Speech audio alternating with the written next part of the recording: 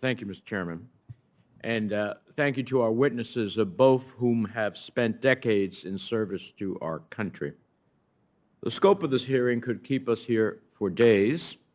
Israel's changing diplomatic fortunes, Lebanon reeling with decades of malfeasance and a deadly explosion, Yemen facing the worst humanitarian crisis in the world, but I'll try to do my best to stay focused.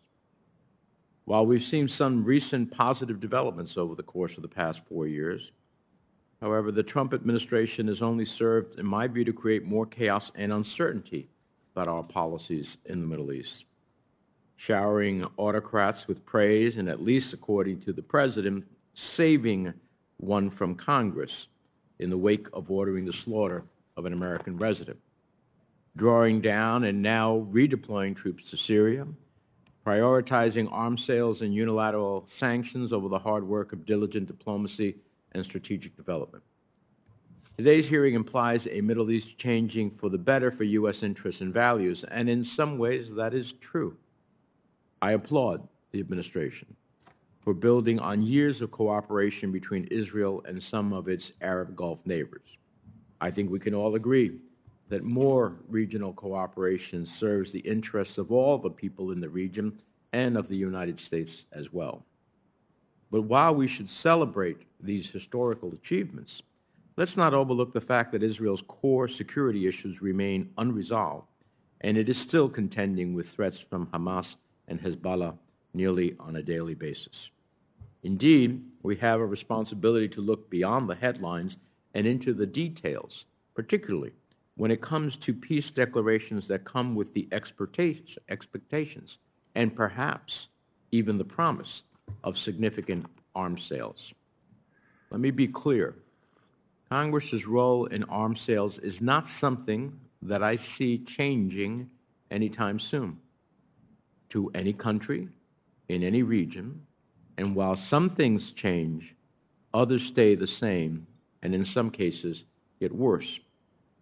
And in fact, Mr. Chairman, I think there can be little doubt that with Iran, we are worse off now than we were 4 years ago.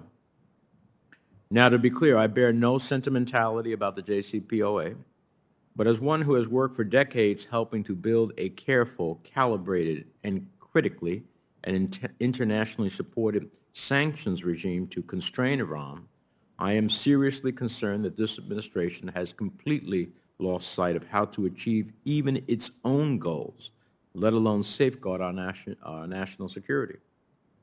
Over the past 4 years, Iran has increased its enrichment level and stockpile of enriched uranium as well as advanced missile systems.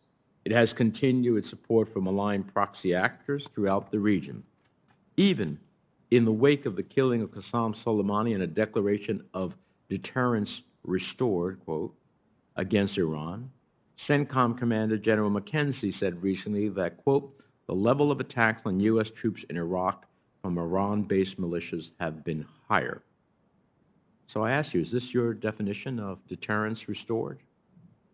This administration refuses to acknowledge what those of us who have worked this file know. We cannot confront Iran alone. Indeed, we cannot achieve any of our policy goals in the Middle East or elsewhere alone.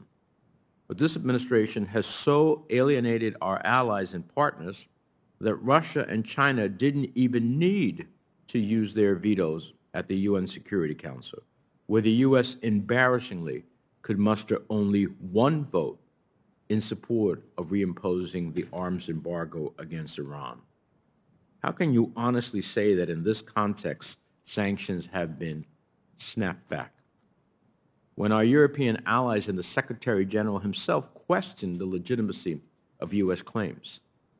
And while the Secretary rails against our historical partners, China and Russia are increasing their influence not just in the region economically and militarily, but at international fora as well, where previous administrations have been effective in advancing our nation's interests.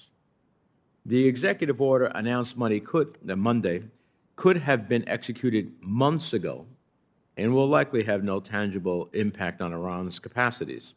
These announcements are simply a hollow echo of American leadership that once held commanding, convening power and unquestioned global leadership, replacing it with a policy that seems to amount to talk loudly and carry no sticks. So while I intend to drill down some more during questions, I hope that you can provide us some level of explanation as to how it is that you believe you are actually achieving your goals in the Middle East, and perhaps you can even shed light onto exactly what those are.